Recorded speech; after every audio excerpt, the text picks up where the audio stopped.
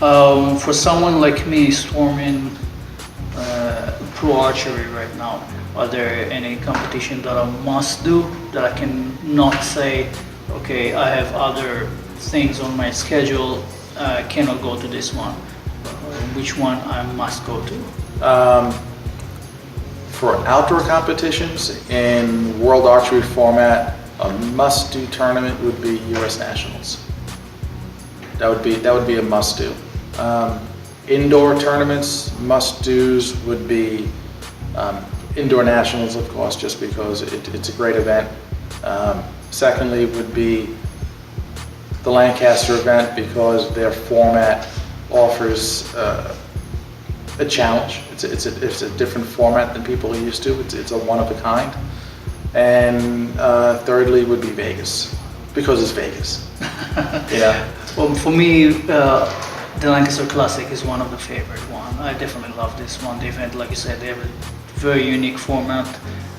It's a very big event as well. Yeah. They grew up through the years. They got to the last years, they're getting 1,500 shooters, all packed in one big arena. It makes it really fun. Yeah. To get some recognition in archery world, do you have to win and go on a podium, or there are other ways to get proper recognition as a pro archer? There are other ways. Of course, you're going to get the most recognition out of winning or placing or getting onto a podium. Other ways of doing things is, being open with manufacturers that you want to represent, right? And you want to go to the shows, the Vegas show or Lancaster or some other event that a manufacturer's rep might be there, and explain to them, what you're doing, how you like their product, right? And how you want to help promote their product. And you have to give them some time, because they get a lot of requests, right? So manufacturers are always wanting to get people like, I won this, I won that, and they probably hear that more than ever, and people are really just saying that because they want to get some free arrows or a free stabilizer, I want to get a free release. Where, do they actually believe in the product that the manufacturer is selling, other than trying to get something for free? The thing is that you want to be able to believe in the product that you're shooting, know that it's engineered well, and that you're going to promote it. And that's the thing. I believe in this set of arrows because they shoot really well, not just because you want to get them for free. They're good. You want to, if it's a string set or a stabilizer set, these are things where you don't want to, flip manufacturers, one from another, because you just burn bridges. You talk to the manufacturers and you learn from them how they're built and things like that, and it's a product that you want to use and help promote. Full disclosure for our viewers, you're my personal coach. We've been working together for a few months now, on and off due to the competition and traveling time that both of us has. What do you think personally about my training progress in those few months? It's improving.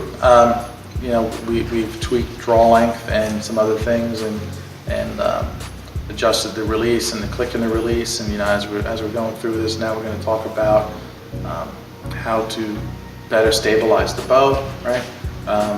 Which will help with control of the bubble, control of the floating of the dot. So I think progress is good. It's just a matter of capitalizing on improvements. Making sure that these things that you're working on are consistent and that they become second nature.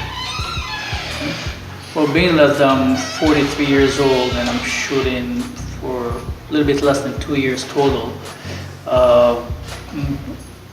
what do you think are my chances of going pro? I'm storming this right now. I just made a decision, like we spoke before. This is what you feel, this is what you go with. And I made that cool decision, this is what I want. And I put a target for myself that for the next Lancaster Classic Archery next year, I'm going to shoot the pro division. what do you think my chances are to do well there? I think chances are right now pretty good, right? It's a work in progress. So when going to Lancaster and turning pro, and there's a bunch of good shooters in the country. So at this point, you know, probably the baseline is to look at the Lancaster Classic and find out where the cut line was, right? What score was the cutoff, right? And we're going to look at what that score is, and we're going to put a plan together to march towards shooting above that score, right? Again, I look at score value as something that you nip away with, right? You're not going to make leaps and bounds because you're shooting well, and it's hard to get big leaps in score, 10, 20, 30 points, right? That'd be great if you can, but you know, you have to work really hard to get 1 point average higher, 2 points average higher. And I think that between now and next January, February, that we'll be working towards getting above what the cut average line is. We're talking about Lancaster actually, Yep. specifically the unique format with 11 points for the X shot. For Pro Division, cutting line, like you said, is around the 640. That means at least 40 X's out Yep. of 60 arrows. Not easy to do. No. Not easy at all. And like you said, there are the pro shooters over there. There are about 50 to 60 pro shooters in the division, and they are nailing it. Oh yeah, they do it regularly. Yes. Right? Because that's one of the things, is that once they get their technique down and their confidence down, that's the key, right? Because you can go through and you can buy the best equipment in the world, just like they have or better, but it comes down to shot execution and ultimately confidence. You know you can do this. There isn't a doubt in your mind that when your trigger breaks loose, that arrow's going to land well. It's going to land on an 11.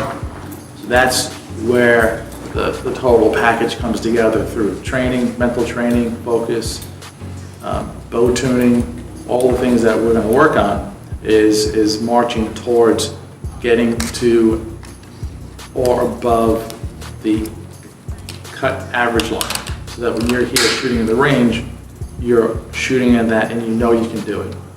You go to Lancaster, now you know, I've done this many times. It's no problem, I got this.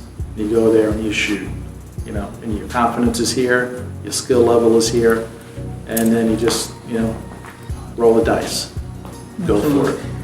Talking about equipment, not using it doesn't have to be a brand new equipment or top of the line equipment. I think we just saw a proof of that in Vegas when Bobby just won the shoot-off in Vegas, and he was using a very old Matthews bow. I met him in Lancaster. He was using a very old Hoyt podium over there. The reason he used the Matthews is because he broke it during practice over there. He fell off and got damaged. But that's a hard proof that you can shoot very well with an old bow, old equipment, maybe very good equipment, but not cutting edge, the newest bow, which a lot of people are chasing all the time. Do you think the chase about the perfection of the equipment has anything to do with it, or that's a hard proof that it doesn't? It's a combination. Obviously, when you know your equipment and you have the skill and the confidence that you know that you can shoot these scores all the time, that has a lot to do with it. Equipment-wise, the manufacturers are always re-engineering, elevating, changing the way cams roll over, changing the way the cams feel, and all of that is good. The bow is a machine, so it'll do the same thing every time as long as you allow it, right? And I believe in that whether it's a 10-year-old bow or a brand new bow, if the bow is dialed in, you stuck it in the shooting machine, it'll do great. The only difference is now that you're holding it. So if you can execute your shot, let the bow do the work, propel the arrow right towards the center, right? It's going to land well. It's when the archer starts to you know, do something different that the arrow strays off course. So whether it's an old bow or a new bow, as long as they're set up well, they're going to shoot well. They're going to feel different. You know, I'll tell you, some of these new bows, they roll over and they feel sweet, right, compared to what they were years ago. But, you know, you learn to shoot what you have. You know? You get adjusted to Yeah, what you get adjusted, have. yeah. And I think Bobby made a very good hard proof of that. And this is sort of a message for young kids that we see always chasing the new thing, like you said, the new arrows, the new vanes, the new sight or scope or whatever it is. And it's an endless chase. They are improving, and which is great. We always need to improve, otherwise we won't move forward. But still, it can be done. So Oh, sure. For someone on a lower budget, it can be done. Exactly, yeah. I must say that even though we've been working together for a few months now, every time that we work together, I feel personally that I'm moving forward. I feel that I'm getting better. But due to our lapse between competition, you're obviously more busier than me on that, every time we have a big lap between training, I feel that I have a setback. What do you think I should do to prevent those setbacks? Well, we'll probably work on that the next time we work together, but a lot of that has to do with focusing on the basics, you know, execution, confidence. A lot of it has to do with steadiness. On whether it's a compound or a recurve, steadiness comes from strength and it comes from bow balance, the two of the things. And some people, you know, will say it comes from diet, right? Because you jacked up on sugar or something like that when you're shooting. You know, some people come in and slam a Red Bull or a Monster, they're like, right?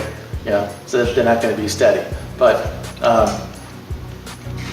the biggest thing, if there is a lapse in meeting sessions, is sticking with the plan, right? And that is smooth execution, timing, strong follow-through. Those are the key things.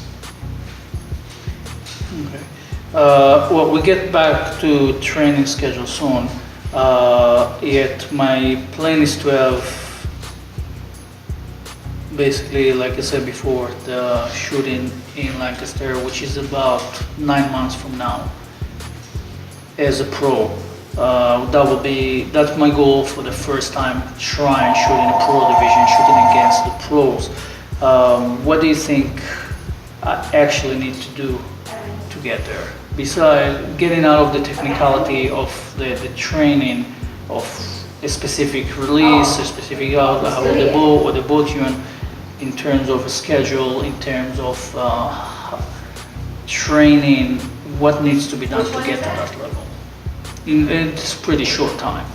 Oh, it's a short time, and it's going to be a lot of focus on execution.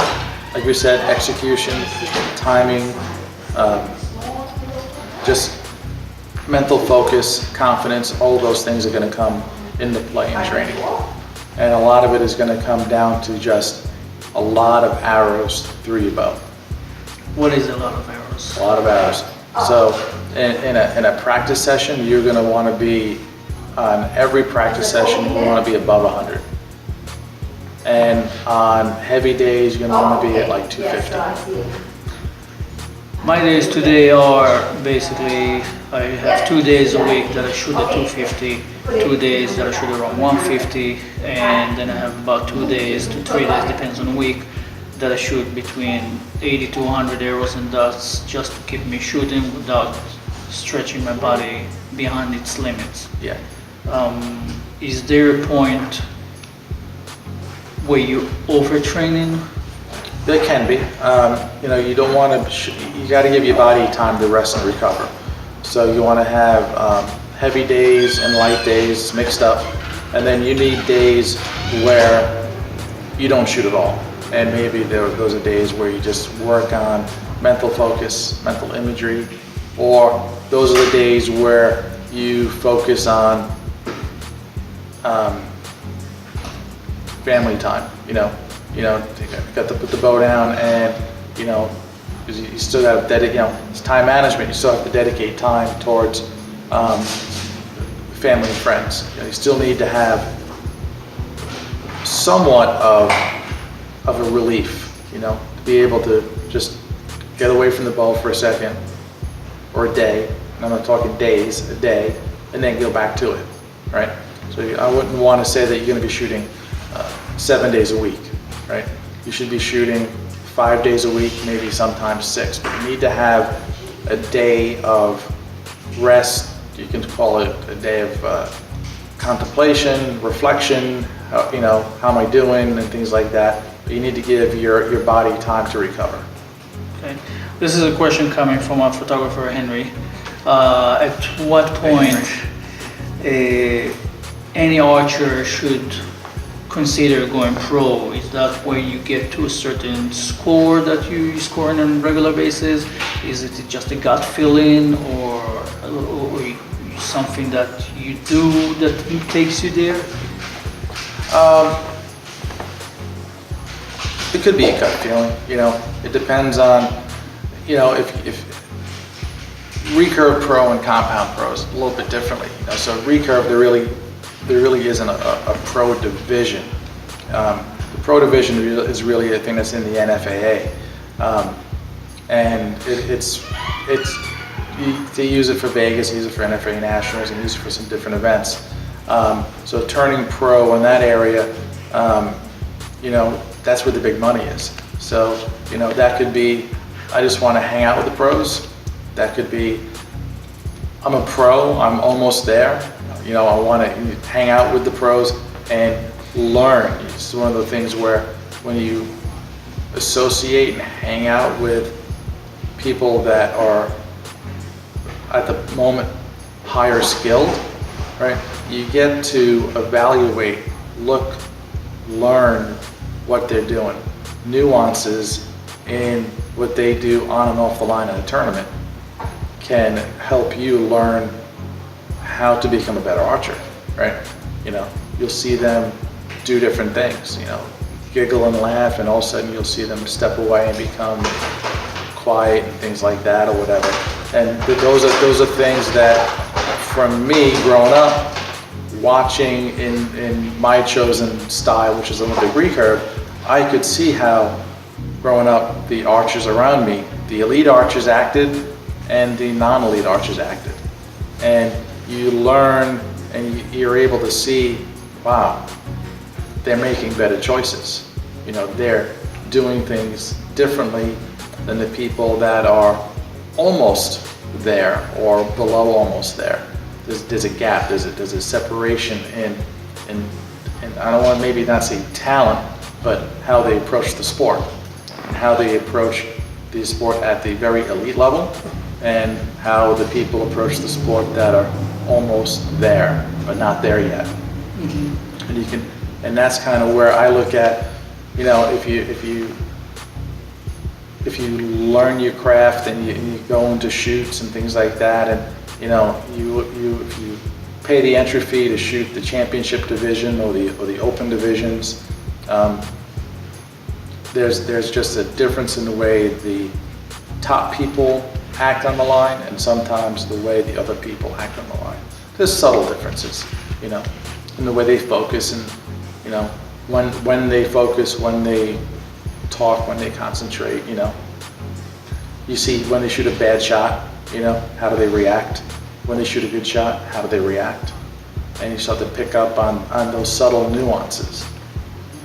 There's always the people who are good, there are people who are excellent, and there's a handful of people that, what I like to call them, they're outstanding, because they stand out from the entire crowd. If you go to a competition that have 1,500 archers over there, there's a very small group, even in the pro division, that have 56 people. There are the top 10, top 20 that stand out even from that group. What they make difference on, going back to what you were saying, how do they act different that makes them be that special? Those people are, to a certain degree, for lack of a better term, they're naturally gifted. Extremely naturally gifted, whether, you know, and again, it's archery or basketball. You know, you look at athletes like Michael Jordan, you know, these are people that are the best of the best. They're naturally gifted athletes, have a natural gift for the sport they're in. And if you look at archery, for a fact, like Jesse Broadwater, you know, he is a naturally gifted archer. You know, he is, you know, super talented. He is the, you know, one of the outstanding archers around. And but you watch him, he's right now he's probably the best, and he'll be one of the best for a long time. But when you watch him shoot, you know, he's very level, right? Usually you don't see him, you know, good shots, bad shots, everything looks the same. You know, he doesn't get, you know, doesn't seem to appear to get flustered externally, or, you know, or just nothing seems to bother him. You know, if he shoots an arrow that doesn't, you know, for him may not look like it broke right, or whatever, or shot, it still goes in. Right? He's one of those people that are just naturally gifted.